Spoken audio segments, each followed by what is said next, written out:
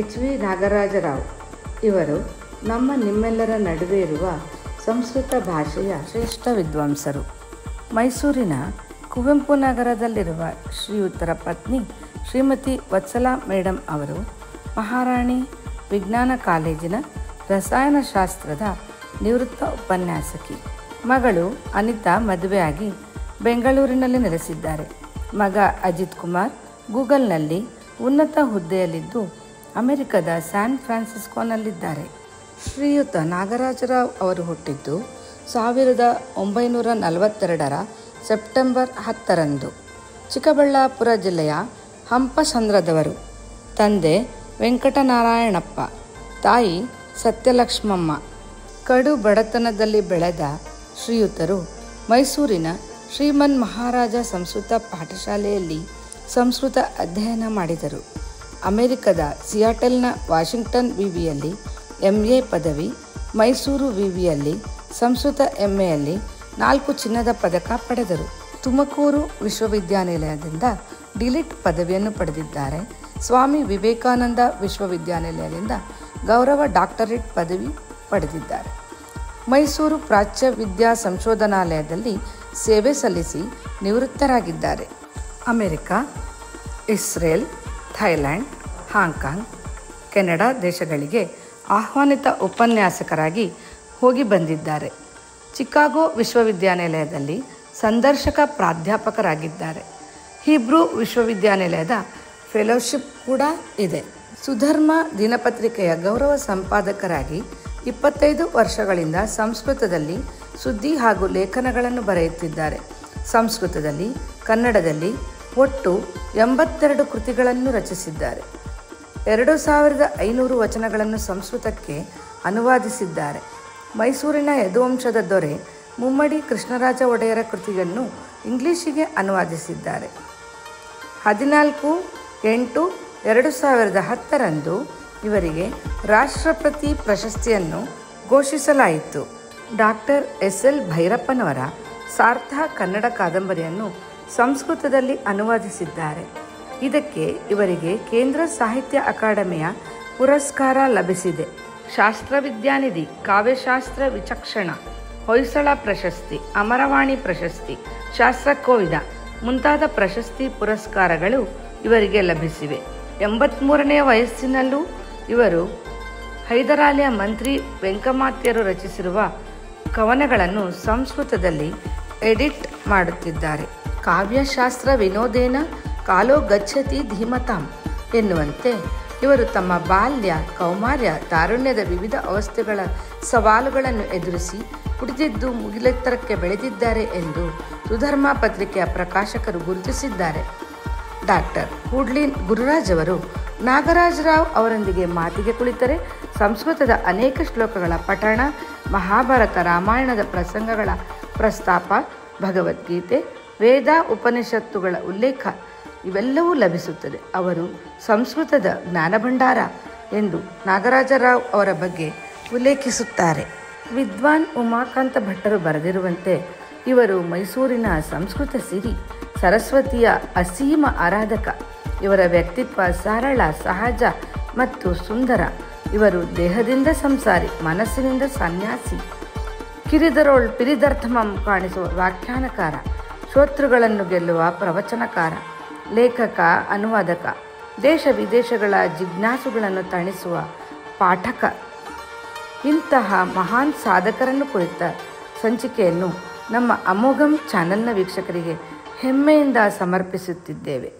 ವಿಶ್ವದೆಲ್ಲೆಡೆ ಇರುವ ಕನ್ನಡದ ಹೂ ಮನಸ್ಸುಗಳಿಗೆ ಅಮೋಘಂ ಚಾನೆಲ್ನ ಹೃದಯಪೂರ್ವಕ ನಮನಗಳು. ಇಂದು ನಮ್ಮೊಡನೆ ಇದ್ದಾರೆ ಪ್ರಖ್ಯಾತ ಸಂಸ್ಕೃತ ವಿದ್ವಾನ್ ಡಾಕ್ಟರ್ HV ನಾಗರಾಜರಾವ್ ಅವರು. ನಮಸ್ಕಾರ ಸರ್. ನಮಸ್ತೆ. ನಿಮ್ಮನ್ನು ನಮ್ಮ ಅಮೋಘಂ ಚಾನಲ್ಗೆ ಸ್ವಾಗತ ಮಾಡ್ಕೊಳ್ಳೋಕೆ ಬಯಸ್ತೀನಿ. ತುಂಬ ಸಂತೋಷ. ನಿಮ್ಮನ್ನು ನಾನು ಇವತ್ತು ಮಾತಾಡಿಸ್ತಾ ಇರೋದೇ ನನ್ನ ಪೂರ್ವಜನ್ಮದ ಸುಕೃತ ಅಂದ್ಕೊಳ್ತೀನಿ ಸರ್. ಅಷ್ಟೆಲ್ಲ ನೀವು ಹೇಳಬೇಕಾಗಿಲ್ಲ, ನಾನು ಸಾಮಾನ್ಯ ಮನುಷ್ಯ. ಇಲ್ಲ ಸರ್, ನಾವು ನೋಡಿರೋ ಥರ ನೀವು ನಮಗೊಂಥರ ಅದ್ಭುತ ಅಂತಾನೆ. ಅಂದರೆ ನಿಮ್ಮ ಒಂದು ವಿದ್ವತ್ತಿರ್ಬೋದು, ನೀವು ಮಾಡಿರೋ ಸಾಧನೆಗಳಿರ್ಬೋದು, ನಮಗೆ ಹೇಳೋಕ್ಕೆ ಸಾಧ್ಯವಾಗದಷ್ಟು ಸಾಧನೆಗಳನ್ನ ನೀವು ಮಾಡಿದ್ದೀರಾ ಸರ್. ಒಂದೊಂದು ಕ್ಷೇತ್ರದಲ್ಲೇ ಒಬ್ಬೊಬ್ಬರು ಮಾಡಿರ್ತಾರೆ.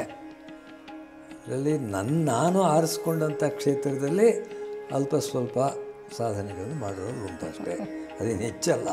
ಸರ್, ನೀವು ಸಂಸ್ಕೃತ ಭಾಷೆಯ ಬಗ್ಗೆ ಕೆಲವು ವಿಷಯಗಳನ್ನ ನಮ್ಮ ವೀಕ್ಷಕರ ಜೊತೆ ಹಂಚ್ಕೊಳ್ಳಿ ಸರ್.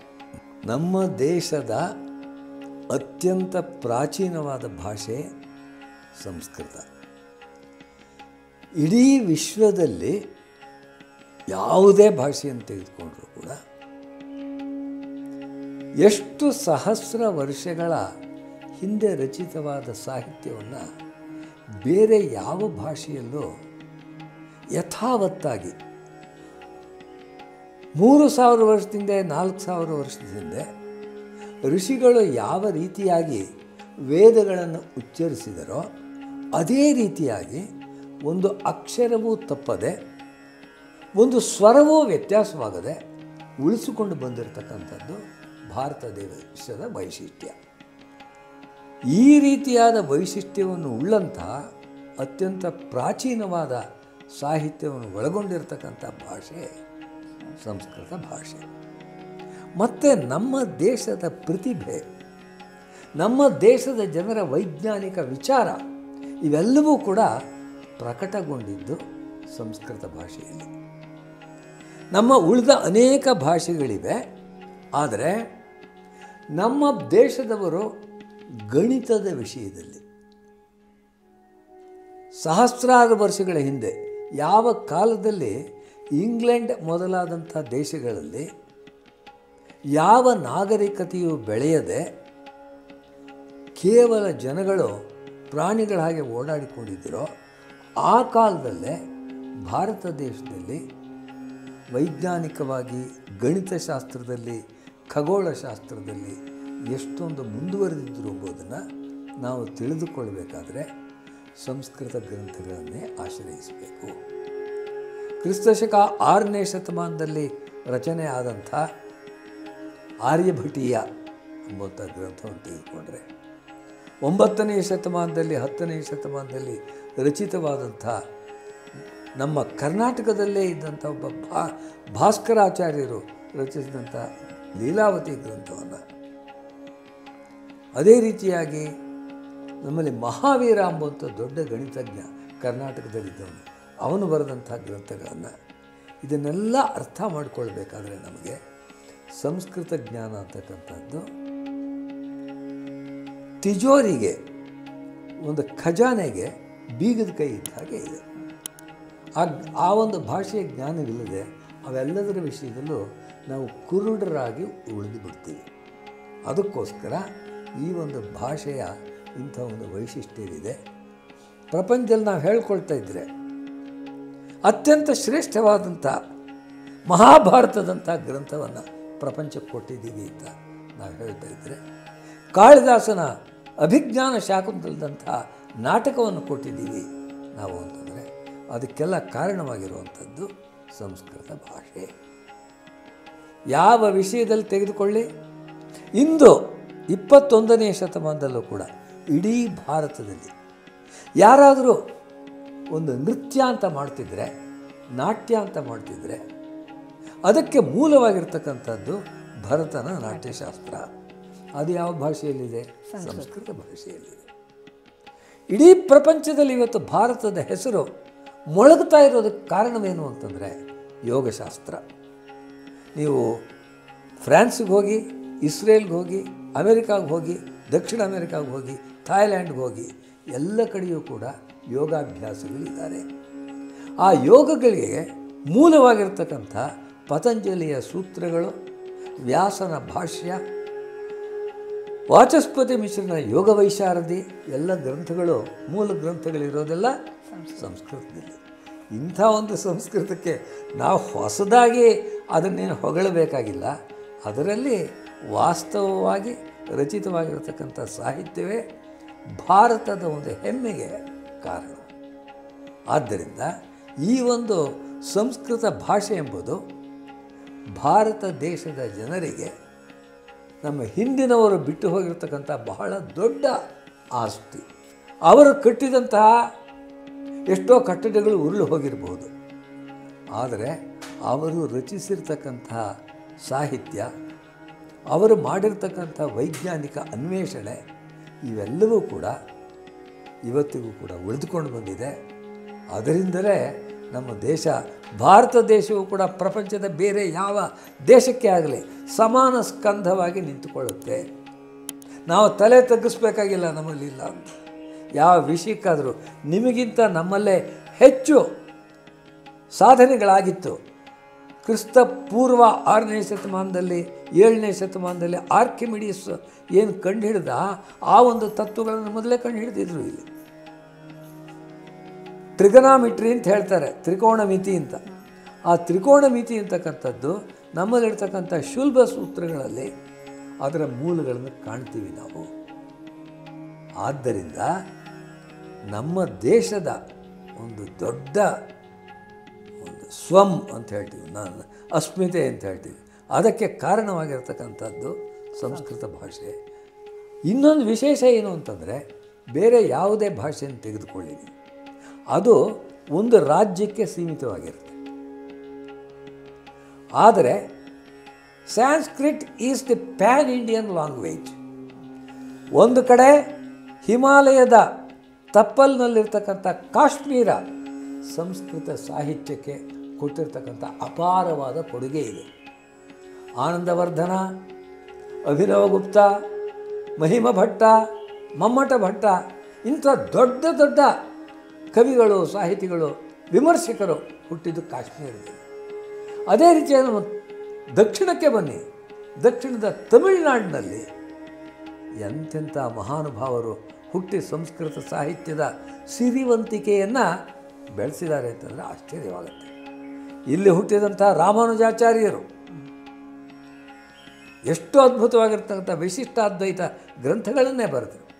ಈ ಕಡೆ ಕೇರಳದಲ್ಲಿ ನೋಡಿದ್ರೆ ಅಲ್ಲಿ ಹುಟ್ಟಿದಂತಹ ಶಂಕರಾಚಾರ್ಯರು ಬರೆದಿರ್ತಕ್ಕಂಥ ಗ್ರಂಥಗಳನ್ನು ಇವತ್ತಿಗೂ ಪ್ರಪಂಚದ ನಾನಾ ವಿಶ್ವವಿದ್ಯಾನಿಲಯಗಳಲ್ಲಿ ಅಧ್ಯಯನಕ್ಕೆ ತೆಗೆದುಕೊಳ್ತಾ ಇದ್ದಾರೆ. ಕರ್ನಾಟಕದಲ್ಲಿ ಹುಟ್ಟಿದಂಥ ಮಧ್ವಾಚಾರ್ಯರು, ಬಂಗಾಳದಲ್ಲಿ ಹುಟ್ಟಿದಂಥ ಚೈತನ್ಯರು, ಒಂದೊಂದು ಭಾಗದಲ್ಲೂ ಯಾವ ರಾಜ್ಯವನ್ನು ತೆಗೆದುಕೊಳ್ಳಿ, contribution of Kerala to Sanskrit literature, contribution of Kashmir to Sanskrit literature, contribution of Karnataka to Sanskrit literature ಅಂತ ಆ ರೀತಿಯಾಗಿ ಒಂದೊಂದು ರಾಜ್ಯವೂ ಕೂಡ ಕೊಟ್ಟಿದೆ. ಹೀಗೆ ಅಖಿಲ ಭಾರತ ವ್ಯಾಪ್ತಿಯನ್ನು ಪಡೆದಂತಹ ಸಂಸ್ಕೃತ ಸಾಹಿತ್ಯ ಎಂಬುದು ನಮಗೆ ನಮ್ಮ ದೇಶದ ಏಕತೆಗೆ, ಐಕ್ಯಕ್ಕೆ ಬೇಕಾಗಿರತಕ್ಕಂಥ ಮೂಲ ಸೂತ್ರ. ಬೆಳಗಾಗ್ತಾ ಇದ್ದಾಗ ನಾವೇನು ಹೇಳ್ತೀವಿ? ಗಂಗೆ ಚ ಯಮುನೆ ಚೈವ ಗೋದಾವರಿ ಸರಸ್ವತಿ ನರ್ಮದೆ ಸಿಂಧು ಕಾವೇರಿ ಜಲೇಸ್ಮಿನ್ ಸನ್ನಿಧಿಂ ಕುರು ಅಂಥೇಳಿ ಕಲಶದ ನೀರಿನಲ್ಲಿ ಈ ಎಲ್ಲ ನದಿಗಳ ಆವಾಹನೆಯನ್ನು ಮಾಡಿ ನಾವು ಪೂಜೆ ಮಾಡ್ತೀವಿ. ಇದರಲ್ಲಿ ಎಲ್ಲ ಕಡೆದು ಬಂತು ನೋಡಿ, ಗಂಗೆ ಚ ಯಮುನೆ ಚೈವ ಗೋದಾವರಿ ಸರಸ್ವತಿ ನರ್ಮದೆ ಸಿಂಧು ಕಾವೇರಿ. ಹೀಗೆ ಭಾರತ ದೇಶದ ಏಕತೆಗೆ ಮೂಲ ಸೂತ್ರವಾಗಿರ್ತಕ್ಕಂಥದ್ದು ಸಂಸ್ಕೃತ. ಈ ಸಂಸ್ಕೃತದ ವಿಷಯದಲ್ಲಿ ಎಷ್ಟು ಹೇಳಿದರೂ ಇದೆ, ಅದಕ್ಕೆ ಕೊನೆಯೇ ಇಲ್ಲ. ನೀವು ಹೇಳ್ತಾ ಇದ್ರೆ ಸರ್, ಒಂದೊಂದು ಪದನೂ ನಮಗೆ ರೋಮಾಂಚನ ಉಂಟು ಮಾಡ್ತಾ ಇದೆ. ಮತ್ತು ಈ ಸಂಸ್ಕೃತ ಭಾಷೆನ ಈಗಿನ ಒಂದು ಪ್ರಪಂಚಕ್ಕೆ, ಈಗಿನ ಸಮಾಜಕ್ಕೆ ಅಥವಾ ಇಂದಿನ ಜನ್ರೇಷನ್ಗೆ ಅದರ ಪ್ರಸ್ತುತತೆಯನ್ನು ಹೇಳಿ ಸರ್. ಏನು ಅಂತಂದರೆ, ಇವತ್ತಿಗೂ ಕೂಡ ಅದರ ಅವಶ್ಯಕತೆ ಎಷ್ಟಿದೆ ಎಂಬುದು ಅತ್ಯಂತ ಸ್ಪಷ್ಟವಾಗಿದೆ. ಇಂದು ಪ್ರಪಂಚಕ್ಕೆ ಬೇಕಾಗಿರ್ತಕ್ಕಂಥದ್ದು ಆಧುನಿಕ ವಿಜ್ಞಾನ. ಆಧುನಿಕ ವಿಜ್ಞಾನದಲ್ಲಿ ಆಧುನಿಕ ವಿಜ್ಞಾನ ಎಂಬ ಪದವನ್ನೇ ತೆಗೆದುಕೊಳ್ಳಿ, ಮಾಡ್ರನ್ ಸೈನ್ಸ್ ಅಂತಂದರೆ ಅದಕ್ಕೆ ಆಧುನಿಕ ಎಂಬುದು ಕೂಡ ಸಂಸ್ಕೃತ ಶಬ್ದ, ವಿಜ್ಞಾನ ಎಂಬುದು ಸಂಸ್ಕೃತ ಶಬ್ದ. ಇದಕ್ಕೆ ನಾವು ನಮ್ಮ ಭಾಷೆಯಲ್ಲಿ ಪದಗಳನ್ನು, ಕನ್ನಡದ ಮೂಲ ಪದಗಳನ್ನು ಹುಡುಕೋದು ಕಷ್ಟ. ಮತ್ತು ಇನ್ನೊಂದೇನು ಅಂತಂದರೆ, ಆಧುನಿಕ ವಿಜ್ಞಾನ್ ಅಂಥೇಳಿ ಹಿಂದಿವರೆಗೂ ಅರ್ಥವಾಗುತ್ತೆ, ಆಧುನಿಕ ವಿಜ್ಞಾನಮು ಅಂಥೇಳಿ ತೆಲುಗಿನವ್ರಿಗೂ ಅರ್ಥವಾಗುತ್ತೆ. ಸಂಸ್ಕೃತ ಭಾಷೆಯ ಶಬ್ದ ಎಂಬುದು ಭಾರತದ ಎಲ್ಲ ಭಾಷೆಗಳಿಗೆ ಹೊಂದುವಂಥ ಜಾಯಮಾನವನ್ನು ಹೊಂದಿರೋದರಿಂದ ಸಂಸ್ಕೃತ ಭಾಷೆ ಇವತ್ತು ಅತ್ಯಂತ ಅವಶ್ಯಕ. ಏಕೆಂದರೆ ವಿಜ್ಞಾನವನ್ನು ನಾವು ಬೋಧಿಸಬೇಕು. ನಮ್ಮ ಭಾಷೆಯಲ್ಲಿ ಆಧುನಿಕ ವಿಜ್ಞಾನಗಳನ್ನು ಬೋಧಿಸೋದಕ್ಕೆ ನಮಗಿರ್ತಕ್ಕಂಥ ಅತ್ಯಂತ ಅನುಕೂಲವಾದ ಒಂದು ಸಾಧನ ಏನು ಅಂತಂದರೆ ಸಂಸ್ಕೃತ ಭಾಷೆ. ಅದಕ್ಕೋಸ್ಕರ ಇವತ್ತು ಸಂಸ್ಕೃತ ಅಂಬೋದು ಬೇಕು. ಎಷ್ಟೋ ಅನುವಾದಗಳಾಗಿದೆ. ನಮ್ಮ ಭಗವದ್ಗೀತೆಯನ್ನು ತೆಗೆದುಕೊಂಡ್ರೆ ಇಂಗ್ಲೀಷ್ನಲ್ಲೇ ಒಂದು 100 ಅನುವಾದವನ್ನು ನಾವು ತೋರಿಸ್ಬೋದು. ಕನ್ನಡದಲ್ಲಿ ಬೇಕಾಷ್ಟು ಜನ ಅನುವಾದ ಮಾಡಿದ್ದಾರೆ. ಆದರೆ ಏನೇ ಮಾಡಿದ್ರೂ ಅನುವಾದವೇ, ಮೂಲವೇ. ಯಾವ ರೀತಿಯಾಗಿ ಒಬ್ಬ ವ್ಯಕ್ತಿಯ ಸಾಕ್ಷಾತ್ತಾಗಿ ಅವನು ನೋಡಿದ್ರೆ ಆಗುವಂಥ ಅನುಭವ, ಅವನು ಎಷ್ಟೇ ಸುಂದರವಾದ ಚಿತ್ರ ಇದ್ದರೂ, ಎಷ್ಟೇ ಸುಂದರವಾದ ವಿಗ್ರಹ ಇದ್ದರೂ ಆಗೋದಿಲ್ಲ. ಆ ರೀತಿಯಾಗಿ ನಮಗೆ ಕಾಳಿದಾಸನ ಕಾವ್ಯಗಳ ಸೌಂದರ್ಯ ಗೊತ್ತಾಗಬೇಕು ಅಂದರೆ, ಮಾಧುರ್ಯ ಗೊತ್ತಾಗಬೇಕು ಅಂದರೆ ಮೂಲವನ್ನು ಓದಬೇಕು. ಆದ್ದರಿಂದ ಇವತ್ತಿಗೆ ಮಾತ್ರವಲ್ಲ, ಎಂದೆಂದಿಗೂ ಕೂಡ ಅಷ್ಟು ದೊಡ್ಡ ಕವಿಗಳು, ಅಷ್ಟು ದೊಡ್ಡ ಜ್ಞಾನಿಗಳು ಬರೆದಿರ್ತಕ್ಕಂಥ ಅಭಿಪ್ರಾಯ ಏನೋ ಅಂಬೋದು ತಿಳ್ಕೊಳ್ಬೇಕಾದ್ರೆ ಆ ಭಾಷೆಗೆ ಹೋಗಬೇಕು. ಆದ್ದರಿಂದ ಈ ಒಂದು ಸಂಸ್ಕೃತ ಭಾಷೆ ಎಂಬುದು ಎಲ್ಲರಿಗೂ ಎಲ್ಲ ಕಾಲಕ್ಕೂ ಅವಶ್ಯಕ. ತುಂಬ ಚೆನ್ನಾಗಿ ಹೇಳಿದ್ರಿ ಸರ್. ಸಂಸ್ಕೃತ ಭಾಷೆ ಈಗ ಯಾಕೆ ಬೇಕು, ಅದರ ಅವಶ್ಯಕತೆ ಏನಿದೆ ಅನ್ನೋದನ್ನು ತುಂಬ ಚೆನ್ನಾಗಿ ಹೇಳಿದ್ರಿ. ಈಗ ನೀವು ಜೀವನದಲ್ಲಿ ಎಲ್ಲ ಮಜಲುಗಳನ್ನು ನೋಡಿದ್ದೀರ. ಒಂಥರ ಪರಿಪಕ್ವ ಜೀವನ ನಿಮ್ಮದು. ನಿಮ್ಮ ಈ ಜೀವನದ ಒಂದು ಅನುಭವದಲ್ಲಿ ಇಂದಿನ ವಿದ್ಯಾರ್ಥಿಗಳಿಗೆ ಇಂದಿನ ಶಿಕ್ಷಣದ ಬಗ್ಗೆ ನಿಮ್ಮದೇನಾದರೂ ಸಲಹೆಗಳಿದೆಯಾ ಸರ್? ಒಂದು ಏನು ಅಂತಂದರೆ, ವಿದ್ಯೆ ಎಂಬುದನ್ನು ಬೇರೆ ಬೇರೆ ಕಾಲಗಳಲ್ಲಿ ಬೇರೆ ಬೇರೆ ರೀತಿಯಾಗಿ ಕಲಿಯುವಂಥ ಅವಕಾಶಗಳಿವೆ. ನಾನು ನಮ್ಮ ದೇಶದ ಆಧುನಿಕ ವಿಶ್ವವಿದ್ಯಾನಿಲಯಗಳಲ್ಲೂ ಅಧ್ಯಯನ ಮಾಡಿದ್ದೀನಿ. ಪ್ರಾಚೀನವಾದ ಸಂಸ್ಕೃತ ಭಾಷೆಯನ್ನು ಗುರುಕುಲದ ಥರದಲ್ಲಿ ಹೇಳ್ಕೊಡ್ತಾ ಇದ್ದಂಥ ಸಂಸ್ಕೃತ ಪಾಠಶಾಲೆಯಲ್ಲೂ ಓದಿದ್ದೇನೆ. ವಿದೇಶದಲ್ಲಿ ಯೂನಿವರ್ಸಿಟಿ ಆಫ್ ವಾಷಿಂಗ್ಟನ್, ಅಮೆರಿಕಾ, ಅಲ್ಲಿ ಕೂಡ 1.5 ವರ್ಷಗಳ ಕಾಲ ಅಧ್ಯಯನ ಮಾಡಿದ್ದೀನಿ. ಅನೇಕ ದೇಶಗಳಲ್ಲಿ, ಅಮೆರಿಕದ ಶಿಕಾಗೋ ವಿಶ್ವವಿದ್ಯಾನಿಲಯದಲ್ಲಿ, ಇಸ್ರೇಲ್ ದೇಶದ ಹಿಬ್ರೂ ಯೂನಿವರ್ಸಿಟಿ ಆಫ್ ಜೆರೂಸಲೆಮ್ ಅಲ್ಲಿ ಪಾಠಗಳನ್ನು ಮಾಡಿದ್ದೇನೆ.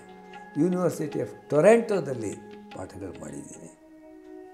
ಇದೆಲ್ಲವನ್ನು ನೋಡಿದಾಗ ನಮ್ಮ ಮನಸ್ಸಿಗೆ ದೃಢವಾಗಿ ಗೊತ್ತಾಗೋದೇನು ಅಂತಂದರೆ, ಆಚಾರ್ಯಾತ್ ಪಾದಮಾದತ್ತೆ ಪಾದಂ ಶಿಷ್ಯ ಸ್ವಮೇಧಸ ಪಾದಂ ಸಬ್ರಹ್ಮಚಾರಿಭ್ಯ ಪಾದಂ ಕಾಲೇನ ವಿಂದತಿ. ಗುರುವಿನಿಂದ ನಾವು ತೆಗೆದುಕೊಳ್ಳೋಕ್ಕಾಗುವಂಥದ್ದು ಪಾದ ಅಂದರೆ 4ನೇ ಒಂದು ಭಾಗ ಮಾತ್ರ. ಎಷ್ಟೇ ದೊಡ್ಡ ಗುರುವಾಗಲಿ, ಎಷ್ಟೇ ಅಧ್ಯಯನ ಮಾಡಲಿ, ನಾವು 100ರಲ್ಲಿ 25 ಮಾತ್ರ, 25% ಗುರುವಿನಿಂದ ತೆಗೆದುಕೊಳ್ಬೋದು.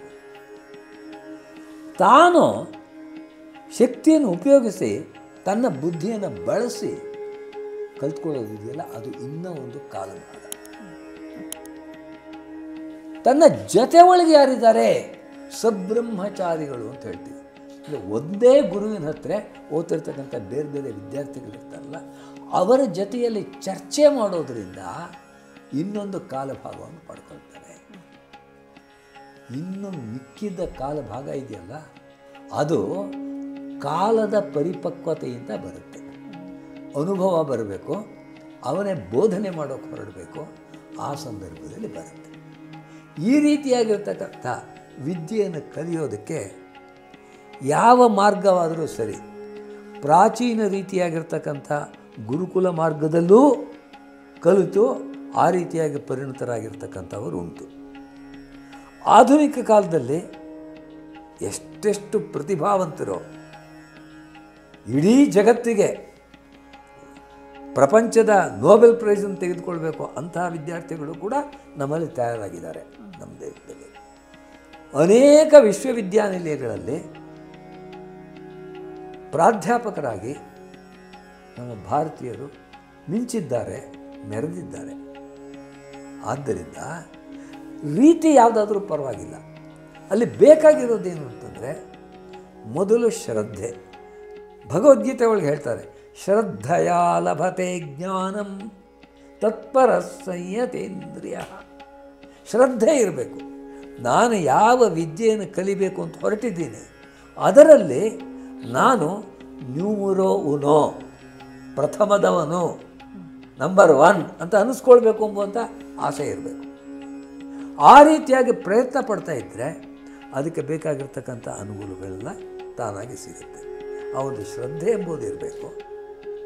ಪರಿಶ್ರಮಕ್ಕೆ ಸಮಾನವಾಗಿರ್ತಕ್ಕಂಥದ್ದು ಬೇರೆ ಯಾವುದೂ ಇಲ್ಲ. ನಮ್ಮಲ್ಲಿ ಒಂದು ಮಾತು ಹೇಳ್ತೀವಿ, ಆಸ್ಥಾ ಸ್ವಾಸ್ಥ್ಯೆ ಯದಿ ಸ್ಯಾತಾಂ ಮೇಧಯಾ ಕಿಂ ಪ್ರಯೋಜನಂ, ತೇ ಉಭೇ ಯದಿ ನ ಸ್ಯಾತಾಂ ಮೇಧಯಾ ಕಿಂ ಪ್ರಯೋಜನಂ ಅಂತ. ಮೇಧ ಅಂದರೆ ಅತ್ಯಂತ ವಿಶೇಷವಾಗಿರ್ತಕ್ಕಂಥ ಬುದ್ಧಿಶಕ್ತಿ. ನಮಗೆ ಬೇಕಾಗಿರೋದೇನು ಆಸ್ಥೆ. ಏನೇ ಆಗಲಿ ಇದನ್ನು ಕಲಿತೇ ಕಲಿತೀನಿ, ಇದೇ ನನಗೆ ಆಶ್ರಯ, ಇದಿಲ್ಲದೆ ಹೋದರೆ ನನ್ನ ಜೀವನ ಇಲ್ಲ. ಆ ಒಂದು ಆಸ್ಥೆ ಇರಬೇಕು. ಶರೀರದಲ್ಲಿ ಸ್ವಾಸ್ಥ್ಯ ಇರಬೇಕು, ಆರೋಗ್ಯ ಇರಬೇಕು. ಈ ಎರಡೂ ಕೂಡ ಸೇರಿದ್ರೆ ಯಾರೂ ಕೂಡ ಬೃಹಸ್ಪತಿಯಂತೆ ತೀಕ್ಷ್ಣಮತಿಗಳೇ ಆಗಿರಬೇಕಾಗಿಲ್ಲ. ಸಾಮಾನ್ಯ ಜನಗಳು ಕೂಡ ಅದ್ಭುತವನ್ನು ಸಾಧಿಸ್ಬೋದು. ಆಸ್ಥಾ ಸ್ವಾಸ್ಥ್ಯ ಈ ಎರಡೂ ಇಲ್ಲದೆ ಹೋದರೆ ಎಂಥ ದೊಡ್ಡ ಬುದ್ಧಿವಂತನಾದರೂ ಅವನೇನು ಮಾಡೋದಕ್ಕಾಗೋದಿಲ್ಲ ಎಂಬುದು ಈ ಮಾತಿನ ಅಭಿಪ್ರಾಯ. ಆದ್ದರಿಂದ ಯಾವ ರೀತಿಯಲ್ಲಿ ನೀವು ಕಲಿತಾ ಇದ್ದರೂ ಪರವಾಗಿಲ್ಲ, ಆಧುನಿಕ ರೀತಿಯಲ್ಲೇ ಕಲಿತಾ ಇರಿ, ಪ್ರಾಚೀನ ರೀತಿಯಲ್ಲೇ ಕಲಿತಾ ಇರಿ. ಆ ರೀತಿಯಾಗಿ ಕಲಿತರೆ ಮಾತ್ರ ಯಶಸ್ಸು ಸಿಗುತ್ತೆ ಅಂತಿಲ್ಲ, ಈ ರೀತಿಯಾಗಿ ಕಲಿತರೆ ಮಾತ್ರ ಸಾಫಲ್ಯ ಸಿಗುತ್ತೆ ಅಂತಿಲ್ಲ. ಯಾವ ರೀತಿಯಲ್ಲಾದರೂ ಸರಿ, ಮುಖ್ಯವಾಗಿ ಶರೀರದ ಆರೋಗ್ಯವನ್ನು ಕಾಪಾಡಿಕೊಂಡಿರಬೇಕು. ಇದು ನನಗೆ I am dedicated to this, I am devoted to this, without this there is no life for me. ಆ ಒಂದು ಆಸ್ಥೆ ಅಂತಕ್ಕಂಥದ್ದು ಇರಬೇಕು. ಗುರುವಿನಲ್ಲಿ ಶ್ರದ್ಧೆ ಇರಬೇಕು. ಇವಿತ್ತು ಅಂತಂದರೆ ಯಾರು ಬೇಕಾದರೂ ಯಾವ ವಿದ್ಯೆಯನ್ನಾದರೂ ವಶಪಡಿಸ್ಕೊಳ್ಬೋದು ಅಂತ ನನಗನ್ಸುತ್ತೆ. ತುಂಬ ಚೆನ್ನಾಗಿ ಹೇಳಿದ್ರಿ ಸರ್. ವಿದ್ಯೆಯ ಬಗ್ಗೆ, ವಿದ್ಯಾರ್ಥಿಗಳ ಬಗ್ಗೆ ಅವರಿಗೆ ತುಂಬ ಒಳ್ಳೆಯ ಒಂದು ಸಂದೇಶ ಕೊಟ್ಟಿದ್ದೀರಾ. ಕೊನೆಯದಾಗಿ ನಮ್ಮ ಸಮಾಜ ದಿನದಿಂದ ದಿನಕ್ಕೆ ನೀವು ನೋಡ್ತಾ ಇದ್ದೀರಾ, ಮೌಲ್ಯಗಳು ಕಡಿಮೆ ಆಗ್ತಾಯಿದೆ ಅಥವಾ ಬದಲಾಗ್ತಾ ಇದೆ. ಈ ಬದಲಾಗ್ತಾ ಇರೋ ಒಂದು ಮೌಲ್ಯಗಳ ಸ್ಥಿತ್ಯಂತರದ ಬಗ್ಗೆ ಮತ್ತು ಇದಕ್ಕೇನಾದರೂ ಒಂದು ಸಲಹೆ ನಮ್ಮ ವೀಕ್ಷಕರಿಗೆ ನಿಮ್ಮ ಕಡೆಯಿಂದ ಕೊಡಿ ಸರ್. ಎಲ್ಲರಿಗೂ ಸಾಮಾನ್ಯವಾಗಿ ಜನರಲ್ಲಾಗಿ ಒಂದು ನಿಮ್ಮದೊಂದು ಏನು ನಿಮ್ಮ ಅನಿಸಿಕೆ ಅದನ್ನೇ ಹೇಳಿ ಸರ್. ಅದೇ ಆಶೀರ್ವಾದ ಆಗುತ್ತೆ ಎಲ್ರಿಗೂ. ನೀವು ಹೇಳಿದಂಥ ಮಾತು ನಿಜ. ಪ್ರಪಂಚ ಬದಲಾವಣೆ ಆಗ್ತಾ ಇದೆ. ಶರಣರು ಒಂದು ವಚನದಲ್ಲಿ ಹೇಳ್ತಾರೆ, ಕೃತಯುಗದಲ್ಲಿ ಗುರುವು ಶಿಷ್ಯನಿಗೆ ಹೊಡೆದು ಬುದ್ಧಿಯೇ ಕಲಿಸಿದರೆ ಆಗಲಿ ಶ್ರೀಪ್ರಸಾದವೆಂದನಯ್ಯ. ತ್ರೇತಾಯುಗದಲ್ಲಿ ಗುರುವು ಶಿಷ್ಯನಿಗೆ ಝಂಕಿಸಿ ಬುದ್ಧಿಯ ಹೇಳಿದರೆ ಆಗಲಿ ಶ್ರೀಪ್ರಸಾದವೆಂದನಯ್ಯ. ದ್ವಾಪರ ಯುಗದಲ್ಲಿ ಗುರುವು ಶಿಷ್ಯನಿಗೆ ಬೈದು ಬುದ್ಧಿಯ ಕಲಿಸಿದರೆ ಆಗಲಿ ಪ್ರಸಾದವೆಂದನಯ್ಯ. ಕಲಿಯುಗದಲ್ಲಿ ಗುರುವು ಶಿಷ್ಯನಿಗೆ ವಂದಿಸಿ ಬುದ್ಧಿಯನ್ನು ಹೇಳಿದರೆ ಆಗಲಿ ಶ್ರೀಪ್ರಸಾದ. ಇದು ಪ್ರಪಂಚದಲ್ಲಿ ಯಾವ ರೀತಿಯಾಗಿ ಬದಲಾವಣೆ ಆಗ್ತಾ ಇದೆ, ನಮ್ಮ ವಿದ್ಯಾಭ್ಯಾಸದಲ್ಲೂ ಕೂಡ ಎಂಥ ವ್ಯತ್ಯಾಸವಾಗ್ತಾ ಇದೆ ಎಂಬುದನ್ನು ನಾವು ಕಾಣ್ತಾ ಇದ್ದೀವಿ. ಹೀಗಿದ್ದರೂ ಕೂಡ ಒಂದು ವಿಷಯ ಮಾತ್ರ ಸತ್ಯ. ನಾನು ಬರೆದಿರ್ತಕ್ಕಂಥ ಹಲವಾರು ಪುಸ್ತಕಗಳಲ್ಲಿ ಒಂದು ಪುಸ್ತಕದ ಹೆಸರು, ಸಂಸ್ಕೃತದಲ್ಲಿ ರಚನೆ ಮಾಡಿದಂಥ ಒಂದು ಪುಸ್ತಕದ ಹೆಸರೇನು ಅಂದರೆ ಕಲಿ ವಿಮರ್ಶನ ಶತಕ. ಹಿಂದೆ ಒಬ್ಬ ಕವಿ 17ನೇ ಶತಮಾನದಲ್ಲಿ ಕಲಿ ವಿಡಂಬನ ಶತಕ ಅಂತ ಬರೆದಿದ್ದ ಸಂಸ್ಕೃತದಲ್ಲಿ. ನೀಲಕಂಠ ದೀಕ್ಷಿತ ಎಂಬಂಥ ಕವಿ ಬರೆದಿದ್ದ. ಕಲಿಯುಗ ಎಲ್ಲ ಕೆಟ್ಟದ್ದು, ಕಲಿಯುಗದಲ್ಲಿ ಶಿಷ್ಯರಿಗೆ ಗುರುಗಳಲ್ಲಿ ಗೌರವ ಇಲ್ಲ, ತಂದೆ ತಾಯಿಗಳಲ್ಲಿ ಭಕ್ತಿ ಇಲ್ಲ, ಈ ಎಲ್ಲ ಪ್ರಪಂಚ ಕೆಟ್ಟು ಹೋಗಿದೆ ಎಂಬ ಅರ್ಥದಲ್ಲಿ ಅವನು ಬರೆದಿದ್ದ. ನಾನು ಕಲಿ ವಿಮರ್ಶನ ಶತಕ ಅಂತ ಬರೆದು, ಯಾವ ಕಾಲವನ್ನಾದರೂ ತೆಗೆದುಕೊಳ್ಳಿ, ಕೃತಯುಗದಲ್ಲೂ ಕೂಡ ಯಾವ ರೀತಿಯಾಗಿ ದೇವತೆಗಳಿದ್ದರು ಆ ರೀತಿಯಾಗಿ ರಾಕ್ಷಸರು ಇದ್ದರು. ರಾಮನ ಇದ್ದಂಥ ಕಾಲದಲ್ಲಿ ರಾವಣನೂ ಇದ್ದ, ಕೃಷ್ಣನ ಇದ್ದ ಕಾಲದಲ್ಲಿ ಶಕುನಿಯೂ ಇದ್ದ. ಆದ್ದರಿಂದ ಕಲಿಯುಗದಲ್ಲಿ ಎಲ್ಲ ಕೆಟ್ಟು ಹೋಗಿದೆ, ಮೋಸ ಆಗಿದೆ ಅಂತ ಅಲ್ಲ. ಎಲ್ಲ ಕಾಲ ಕಲಿಯುಗದಲ್ಲೂ ಕೂಡ ಧರ್ಮರಾಜನಿಗೆ ಸಮಾನನಾಗಿರ್ತಕ್ಕಂಥ ಅಂಥ ಶ್ರೇಷ್ಠ ವ್ಯಕ್ತಿಗಳು ಇದ್ದಾರೆ. ವಸಿಷ್ಠ, ವಾಮದೇವ, ವಿಶ್ವಾಮಿತ್ರ ಎಂಬಂಥ ಋಷಿಗಳಿಗೆ ಸಮಾನವಾಗಿರ್ತಕ್ಕಂಥ ವಿಜ್ಞಾನಿಗಳಿದ್ದಾರೆ, ಜ್ಞಾನಿಗಳಿದ್ದಾರೆ. ಇವತ್ತು ಕೂಡ ನಮಗೆ ಬೇಕು ಅಂತಂದರೆ ಎಷ್ಟು ಶ್ರೇಷ್ಠವಾದಂಥ ಜ್ಞಾನವನ್ನು ಕೊಡುವಂಥ ಗುರುಗಳು ಇವತ್ತು ನಿಜವಾಗಿ ಕೂಡ ಅದು ಇನ್ನೂ ಅನುಕೂಲ ಹೆಚ್ಚಾಗಿದೆ. ನಾವು ಕಾಶ್ಮೀರದಲ್ಲಿ ಹಿಮಾಲಯದ ಗುಹೆಯಲ್ಲಿ ಒಬ್ಬ ಗುರು ಇದ್ದರೆ ಅಲ್ಲಿಗೆ ಹೋಗಬೇಕಾಗಿಲ್ಲ. ಹಿಂದಿನ ಕಾಲದಾಗೆ ಅವರು ಮಾತನಾಡಿದ್ದು ನಮಗೆ ನಮ್ಮ ಮನೆಯಲ್ಲೇ ಸಿಗುತ್ತೆ. ಯಾರನ್ನು ಬೇಕಾದರೂ ನೋಡಬಹುದು, ಯಾರನ್ನು ಬೇಕಾದರೂ ಕೇಳಬಹುದು. ಆದ್ದರಿಂದ ಕಲಿಯುಗದಲ್ಲಿ ಹಿಂದಿನ ಕಾಲಕ್ಕಿಂತ ಜ್ಞಾನಾರ್ಜನೆಗೆ ಅನುಕೂಲಗಳು ಹೆಚ್ಚಾಗಿದೆಯೇ ಹೊರತು ಕಡಿಮೆ ಆಗಿಲ್ಲ. ಆದ್ದರಿಂದ ಇಂದಿನ ಜನಗಳಿಗೆ ನಾವು ಹೇಳ್ತಾ ಇರೋದಿದೆ, ಇವತ್ತಿಗೂ ಋಷಿಗಳಂತೆ ಜೀವಿಸುವಂಥ ಗುರುಗಳಿರೋದರಿಂದ ಕಾಲವನ್ನು ವ್ಯರ್ಥ ಮಾಡಬೇಡಿ. ಯಾವ ರೀತಿಯಾಗಿ ಇವತ್ತು ಆರೋಗ್ಯವಂತವಾಗಿರ್ತಕ್ಕಂಥ ಒಬ್ಬ ವ್ಯಕ್ತಿ 90 ವರ್ಷ 100 ವರ್ಷ ಬದುಕ್ತಾನೋ ಅದೇ ರೀತಿ ವೇದ ಕಾಲದಲ್ಲಿ ಕೂಡ ಇದ್ದಿದ್ದು. ವೇದ ಕಾಲದಲ್ಲಿ ಸಾವಿರಾರು ವರ್ಷಗಳು ಬದುಕ್ತಿದ್ರು ಎಂಬುದು ಕೇವಲ ಕಥೆ ಮಾತ್ರ. ಏಕೆಂದರೆ ಅಲ್ಲಿ ವೇದದಲ್ಲಿ ನಾವೇನು ಹೇಳ್ತೀವಿ, ಶತಂಜೀವ ಶರದೋ ವರ್ಧಮಾನ ಶತಂ ವಸಂತಾನ್ ಶತಂ ಹೇಮಂತಾನ್. 100 ಶರತ್ಕಾಲಗಳನ್ನು ನೋಡು, 100 ಹೇಮಂತ ಋತುಗಳನ್ನು ನೋಡು, 100 ವಸಂತ ಋತುಗಳನ್ನು ನೋಡು ಅಂತಲೇ ಅಲ್ಲಿನೂ ಹೇಳಿರೋದು. 1000 ವರ್ಷ ಬದುಕು ಅಂತ ಅಲ್ಲಿನೂ ಹೇಳಿಲ್ಲ. ಆ ಕಾಲದಲ್ಲೂ ಬದುಕ್ತಾ ಇದ್ದಿದ್ದು ಅದೇ ರೀತಿ. ಆದ್ದರಿಂದ ನಮಗೆ ಆಯುಸ್ಸು ಎಂಬುದು ಅತ್ಯಂತ ಮಿತವಾಗಿದೆ. ಕೊನೆಯ ಎಷ್ಟು ದಿವಸ ಆದರೂ ನಾವು ಬದುಕಿರ್ತೀವಿ ಎಂಬುವಂಥ ಇಲ್ಲ. ಆ ಕಾರಣದಿಂದ ಇರತಕ್ಕಂಥ ಕಾಲವನ್ನು ಸರಿಯಾಗಿ ಉಪಯೋಗಿಸ್ಕೊಂಡ್ರೆ ಇಂದೂ ಕೂಡ ಶಂಕರಾಚಾರ್ಯರು ಬರೆದಂಥ ಗ್ರಂಥಗಳನ್ನು ಬರೀಬಹುದು, ಕಾಳಿದಾಸ ಬರೆದಂಥ ಕಾವ್ಯಗಳನ್ನು ಬರೀಬಹುದು. ಆ ರೀತಿ ಬರೆಯುವಂಥವ್ರು ಇದ್ದಾರೆ, ಇವತ್ತಿಗೂ ಕೂಡ ಬರೆದಿದ್ದಾರೆ. ರಾಮಭದ್ರಾಚಾರ್ಯ ಎಂಬುವರು ಇತ್ತೀಚೆಗೆ ಈ ಕಳೆದ ವರ್ಷದಲ್ಲಿ ಸಂಸ್ಕೃತದಲ್ಲೇ ಗ್ರಂಥಗಳನ್ನು ಬರೆದು ಜ್ಞಾನಪೀಠ ಪ್ರಶಸ್ತಿಯನ್ನು ಪಡೆದಿದ್ದಾರೆ. ಅವರು 4ನೇ ವರ್ಷ 3ನೇ ವರ್ಷ 4ನೇ ವರ್ಷದಲ್ಲಿದ್ದಾಗಲೇ 2 ಕಣ್ಣುಗಳನ್ನು ಕಳೆದುಕೊಂಡವರು. 2 ಕಣ್ಣುಗಳಿಲ್ಲದೆ ಇರತಕ್ಕಂಥ ಒಬ್ಬ ವ್ಯಕ್ತಿ ಅಧ್ಯಯನ ಮಾಡಿ ಸಂಸ್ಕೃತದಲ್ಲಿ 7 ಮಹಾಕಾವ್ಯಗಳನ್ನು ಬರೆದಿದ್ದಾರೆ ಅಂತ ನಾವು ಕೇಳಿದ್ದೇವೆ. ಅದು ಸಾಧ್ಯವಾಗಿರುವಾಗ ಎಲ್ಲ ಅನುಕೂಲಗಳನ್ನು ಭಗವಂತ ಕೊಟ್ಟಿರುವಂಥ ಸಂದರ್ಭದಲ್ಲಿ ನಾವೇಕೆ ಏನನ್ನೂ ಸಾಧನೆ ಮಾಡ್ತಿಲ್ಲ ಅಂತ ಪ್ರತಿಯೊಬ್ಬ ವ್ಯಕ್ತಿಯೂ ಯೋಚನೆ ಮಾಡಬೇಕು. ಇದರಲ್ಲಿ ಹೆಣ್ಣು ಗಂಡು ಎಂಬಂಥ ಭೇದವಿಲ್ಲ. ವೇದ ಕಾಲದಲ್ಲೂ ಕೂಡ ವೇದದ ಸೂಕ್ತಗಳನ್ನು ಬರೆದಿರ್ತಕ್ಕಂಥ ಋಷಿಗಳಿದ್ದಾರಲ್ಲ, ಅವರಲ್ಲಿ ಸ್ತ್ರೀಯರಿದ್ದರು, ಋಷಿಕಾ ಅಂತ ಕರಿತೀವಿ ನಾವು. ಅವರು ಬರೆದಂಥ ಆ ಕಾಲದಲ್ಲೂ ಇದೆ.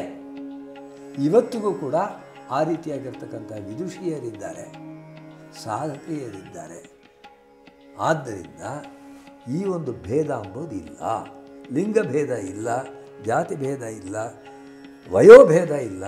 ಯಾವ ವಯಸ್ಸಿನಲ್ಲಾದರೂ ಕಲಿಯುವಂಥ ಸಂದರ್ಭದಲ್ಲಿ ಮನುಷ್ಯ ಏನು ಯೋಚನೆ ಮಾಡಬೇಕು ಅಂತಂದರೆ, ಅಜರಾಮರವತ್ ಪ್ರಾಜ್ಞ ವಿದ್ಯಾಂ ಅರ್ಥಂಚ ಸಾಧಯೇತ್.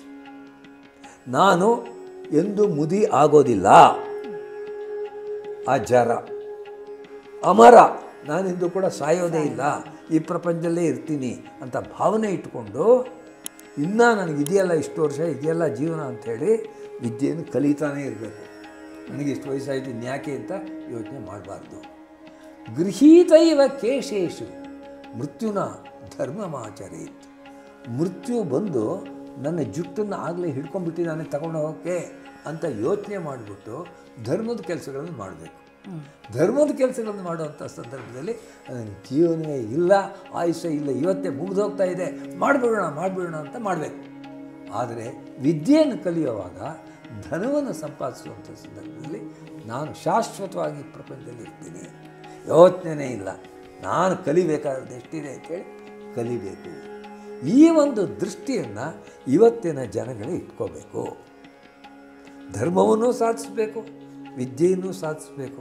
ನಮ್ಮ ಲೌಕಿಕ ಸುಖಗಳನ್ನು, ಲೌಕಿಕವಾಗಿರ್ತಕ್ಕಂಥ ಸಂಪತ್ತನ್ನು ಬೇಡ ಅಂತ ಹಿಂದಿನವ್ರು ಹೇಳಿಲ್ಲ. ಇದರೊಳಗೆ ಉಪನಿಷತ್ನಲ್ಲೇ ಬರುತ್ತೆ, ಯಶ್ಚಂದಸ ವೃಷಭೋ ವಿಶ್ವರೂಪ ಛಂದೋಭ್ಯೋದ್ಯಮೃತಾತ್ ಸಂಬಭೂವ ಸವೇಂದ್ರೋ ಮೇಧಯಾ ಸ್ಪೃಣೋತು ಅಮೃತಸ್ಯ ದೇವಧಾರಣೋ ಭೂಯಾಸಂ. ನಾನು ಅಮೃತವನ್ನು ಇಟ್ಕೊಂಡಿರುವಂಥವನಾಗಬೇಕು, ನನ್ನಲ್ಲಿ ಅಮೃತಸ್ಯ ಧಾರಣೋ ಭೂಯಾಸಂ. ಶರೀರಂ ಮೇ ವಿಚರ್ಷಣಂ, my body should be robust. ಶರೀರಂ ಮೇ ವಿಚರ್ಷಣಂ ಜಿಹ್ವಾ ಮೇ ಮಧುಮತ್ತಮ. ನನ್ನ ನಾಲಿಗೆ ಯಾವಾಗಲೂ ಕೂಡ ಮಾತಾಡ್ತಾ ಇದ್ದರೆ ಜೇನನ್ನು ಸುರಿಸಬೇಕು. ಯಾರಿಗೂ ಕೂಡ ನೋವಾಗುವಂಥ ಮಾತಾಡಬಾರ್ದು, ಎಲ್ಲರಿಗೂ ಸಿಹಿಯಾಗುವಂಥ ಮಾತಾಡಬೇಕು. ಈ ರೀತಿಯಾಗಿರ್ತಕ್ಕಂಥ ಸಂದೇಶವನ್ನು ವೇದಗಳೇ ಕೊಟ್ಟಿರೋದ್ರಿಂದ, ಉಪನಿಷತ್ತುಗಳೇ ಕೊಟ್ಟಿರೋದ್ರಿಂದ ನಾವು ನಮಗೆ ಅದು ಸಾಲದು ಇದು ಸಾಲದು, ನಮಗೆ ಜೀವನ ಸಾಲದು ಅಂತ ಅಂದ್ಕೊಳ್ಬೇಕಾಗಿಲ್ಲ. ಇರ್ತಕ್ಕಂಥ ಜೀವನವನ್ನು, ಇರ್ತಕ್ಕಂಥ ಆಯುಷ್ಯವನ್ನು ಪ್ರತಿ ಕ್ಷಣವನ್ನು ಉಪಯೋಗಿಸ್ಬೇಕು. ಕ್ಷಣೇನಷ್ಟೇ ಕುತೋ ವಿದ್ಯಾ. ಒಂದು ಕ್ಷಣ ಹೋದ್ರೂ ವಿದ್ಯೆಯಲ್ಲಿ ಸಿಗುತ್ತಪ್ಪ. ಕಣೇನಷ್ಟೇ ಕುತೋ ಧನಂ. ಒಂದು ಚೂರು ಹೋದ್ರೂ ಧನ ಹೊರಟೋಗುತ್ತೆ. ಆ ರೀತಿಯಾಗಿ ಅದನ್ನು ಕಾಪಾಡಬೇಕು, ವಿದ್ಯೆಯನ್ನು ಪಡ್ಕೊಳ್ಬೇಕು. ಈ ಒಂದು ದೃಷ್ಟಿಯಿಂದ ನಮ್ಮ ಇಂದಿನ ಜನ ವಿದ್ಯೆಯನ್ನು ಸಂಪಾದಿಸಲಿ, ಲೌಕಿಕವಾಗಿರ್ತಕ್ಕಂಥ ಸಂಪತ್ತನ್ನು ಸಂಪಾದಿಸಲಿ. ನಮ್ಮ ದೇಶದ ಹೆಚ್ಚುಗಾರಿಕೆಯಾಗಿರ್ತಕ್ಕಂಥ ಯಾವುದೊಂದು ಈ ಸಂಸ್ಕೃತ ಭಾಷೆ ಇದೆ, ಇದನ್ನು ನಾವು ಕಳ್ಕೊಳ್ಬಾರ್ದು. ಅಷ್ಟೊಂದು ಋಷಿಗಳು ಇದನ್ನು ಋಷಿ ಋಣ ಅಂತ ಹೇಳ್ತೀವಿ ನಾವು. ಪ್ರತಿಯೊಬ್ಬ ಮನುಷ್ಯನಿಗೂ ಕೂಡ ಪಿತೃ ಋಣ ಇರುತ್ತೆ, ನಮ್ಮ ತಂದೆ ತಾಯಿಗಳ ಋಣ ಇದೆ. ಇವತ್ತು ನಾನು 83 ವರ್ಷ ಆಗಿದ್ದರೂ ಸ್ಪಷ್ಟವಾಗಿ ಮಾತನಾಡ್ತಾ ಇದ್ದೀನಿ, ಓಡಾಡ್ತಾ ಇದ್ದೀನಿ ಅಂತಂದರೆ ಈ ರೀತಿಯಾಗಿರ್ತಕ್ಕಂಥ ಶರೀರವನ್ನು ಕೊಟ್ಟಿರುವಂಥವ್ರು ನಮ್ಮ ತಂದೆ ತಾಯಿಗಳು. ದೇವ ಋಣ ಇದೆ. ದೇವತೆಗಳು ಮಳೆಯನ್ನು ಸುರಿಸ್ತಾ ಇರೋದ್ರಿಂದ, ಭೂಮಿಯೊಳಗಿಂತ ಶಕ್ತಿ ಇಟ್ಟಿರೋದ್ರಿಂದ ನಾವು ಆಹಾರವನ್ನು ತಿಂತಾ ಇದ್ದೀವಿ. ನಾವು ಕಂಡು ಹಿಡಿದಿದ್ದಲ್ಲ. ಈ ಭತ್ತದ ಬೀಜ ಹಾಕಿದ್ರೆ ಭತ್ತ ಸಸಿ ಬೆಳೆಯುತ್ತೆ, ಅದರಲ್ಲಿ ಇದಾಗುತ್ತೆ ಅಂತ. ಅದರ ಆ ನಡೀತಾ ಇರೋದು ದೇವತೆಗಳ ಸಹಾಯದಿಂದ. ದೇವಋಣ ಇದೆ. ಅದೇ ರೀತಿಯಾಗಿ ಋಷಿ ಋಣ ಇದೆ. ನಮ್ಮ ಹಿಂದಿನವರು ಯಾರ್ಯಾರು ನಮ್ಮ ಜ್ಞಾನಕ್ಕೆ ಕೊಟ್ಟಿದ್ದಾರೋ ಅವರೆಲ್ಲ ಋಷಿಗಳು. ಗಡ್ಡ ಬಿಟ್ಟಿರೋರು, ಜಟೆ ಕಟ್ಕೊಂಡ್ರೋರು ಮಾತ್ರ ಋಷಿಗಳು ಅಂತಲ್ಲ. ಒಬ್ಬ ವಿದೇಶದ ಒಬ್ಬ ವಿಜ್ಞಾನಿ ಆದರು, ಅವನು ನಮಗೆ ಜ್ಞಾನವನ್ನು ಕೊಟ್ಟಿದ್ದಾನಲ್ವ. ಅವರು ಆಮ್ಲಜನಕವನ್ನು, ಜಲಜನಕವನ್ನು, ಅದನ್ನ ಇದನ್ನೆಲ್ಲ ಕಂಡುಹಿಡಿದ್ರು ಅಂದರೆ ಅದರಿಂದ ನಾವು ಇವತ್ತು ಬದುಕ್ತಾ ಇದ್ದೀವಿ. ಆದ್ದರಿಂದ ಋಷಿ ಋಣ ಎಂಬುದು ನಮ್ಮಲ್ಲಿದೆ. ಆ ಋಷಿ ಋಣವನ್ನು ತೀರಿಸೋದು ಹೇಗೆ? ಹಿಂದಿನವರು ರಚಿಸಿದಂಥ ಗ್ರಂಥಗಳನ್ನು ಓದಿ. ಅವರು ಇನ್ನೇನೂ ಕೇಳಲ್ಲ, ನಮಗೆ ವರ್ಷಕ್ಕಿಷ್ಟು ರಾಯಲ್ಟಿ ಕೊಡಿ ಅಂತ ಕೇಳ್ತಾ ಇಲ್ಲ. ವ್ಯಾಸರು ಮಹಾಭಾರತವನ್ನು ಬರೆದರು, ವಾಲ್ಮೀಕಿ ರಾಮಾಯಣ ಬರೆದರು. ಒಬ್ಬೊಬ್ಬರು ರಾಮಾಯಣ ಓದಂಥವ್ರು 10 ರೂಪಾಯಿ ಕೊಡಬೇಕಪ್ಪ ನನಗೆ ಅಂತ ರೂಲ್ಸ್ ಮಾಡಿದ್ದಾರೆ. ಯಾರು ಬೇಕಾದರೂ ಓದ್ಬೋದು. ಆದರೆ ನಾವು ಆ ಋಣವನ್ನು ತೀರಿಸೋದು ಹೇಗೆ ಅಂತಂದರೆ ಹಿಂದಿನವರು ಬರೆದಂಥ ಗ್ರಂಥಗಳನ್ನು ರೆಕ್ಕಿಸ್ಕೊಳ್ಬೇಕು, ಅದನ್ನು ಓದಬೇಕು, ಜ್ಞಾನ ಪಡಿಬೇಕು, ಆ ರೀತಿ ಮಾಡಬೇಕು. ಹೀಗೆ ನಮ್ಮ ಭಾರತದಲ್ಲಿರ್ತಕ್ಕಂಥ ಪ್ರತಿಯೊಬ್ಬರೂ ಇದನ್ನು ಮನಸ್ಸಿನಲ್ಲಿ ಇಟ್ಟುಕೊಂಡು ಋಷಿ ಋಣವನ್ನು ತೀರಿಸೋದಕ್ಕೋಸ್ಕರ ಈ ಗ್ರಂಥಗಳನ್ನು ಓದಿ ಜ್ಞಾನವನ್ನು ಸಂರಕ್ಷಣೆ ಮಾಡಬೇಕು ಎಂಬುದು ನನ್ನ ಒಂದು ವಿಜ್ಞಾಪನೆ. ಇದುವರೆಗೂ ನಾವು ಸರ್ ವಿದ್ವಾನ್ ಎಚ್ ವಿ ನಾಗರಾಜರಾವ್ ಸರ್ ಅವರ ಮಾತುಗಳನ್ನು ಕೇಳಿದ್ವಿ. ಇದು ಒಂದು ಡಿವೈನ್ ಎಪಿಸೋಡ್ ಅಂತ ನಾನು ಹೇಳೋಕ್ಕೆ ಇಷ್ಟಪಡ್ತೀನಿ. ಇನ್ನೇನು ಹೇಳೋಕ್ಕೆ ಪದಗಳೇ ನನ್ನ ಹತ್ರ ಇಲ್ಲ. ಖಂಡಿತ ನಮ್ಮ ಅಮೋಘಂ ಚಾನಲ್ನ ಎಲ್ಲ ವೀಕ್ಷಕರಿಗೂ ಈ ಒಂದು ಎಪಿಸೋಡ್ ಉಪಯೋಗ ಆಗುತ್ತೆ. ಇದು ಜೀವನದಲ್ಲಿ ಮರೆಯಲಾಗದ ಸಂದೇಶಗಳನ್ನು ಒಳಗೊಂಡಿದೆ ಅಂತ ನಾನು ಹೇಳ್ತೀನಿ. ಮೊದಲೇ ಹೇಳಿದಾಗೆ ಸರ್ ಹತ್ರ ಮಾತಾಡ್ತಿರೋದು ನನ್ನ ಪೂರ್ವಜನ್ಮದ ಸುಕೃತನೇ ಸರಿ. ನಮ್ಮ ಅಮೋಘಂ ಚಾನಲ್ನ ಈ ಎಪಿಸೋಡನ್ನು ನೋಡಿ ನೀವು ಲೈಕ್ ಮಾಡಿ, ಕಮೆಂಟ್ ಮಾಡಿ, ಶೇರ್ ಮಾಡಿ, ಮತ್ತು ನಮ್ಮ ಚಾನಲ್ಗೆ ಸಬ್ಸ್ಕ್ರೈಬ್ ಮಾಡಬೇಕು ಅಂತ ಕೇಳ್ಕೊಳ್ತೀನಿ. ನಮಸ್ಕಾರ. ನಮಸ್ಕಾರ ಸರ್. ನಮಸ್ತೆ. ತಮ್ಮ ಅಮೂಲ್ಯ ಸಮಯವನ್ನು ನಮ್ಮ ಜೊತೆ, ನಮ್ಮ ವೀಕ್ಷಕರ ಜೊತೆ ಕಳೆದಿದ್ದಕ್ಕೆ ಅನಂತಾನಂತ ವಂದನೆಗಳು ಸರ್. ನನಗೂ ಇದು ತುಂಬ ಸಂತೋಷವನ್ನು ಕೊಟ್ಟಿದೆ. ಈ ರೀತಿಯಲ್ಲಿ ನಮ್ಮ ವಿಚಾರಗಳನ್ನು ಬೇರೆಯವರ ಜೊತೆ ಹಂಚಿಕೊಳ್ಳೋದು ಆನಂದದ ವಿಷಯ. ಅದಕ್ಕೆ ಅವಕಾಶ ಕೊಟ್ಟಿದ್ದೀರಿ, ಅದಕ್ಕೆ ನಾನು ಕೂಡ ಕೃತಜ್ಞ ಆಗಿದ್ದೀನಿ. ನಮಸ್ತೆ ಸರ್. ನಮಸ್ಕಾರ.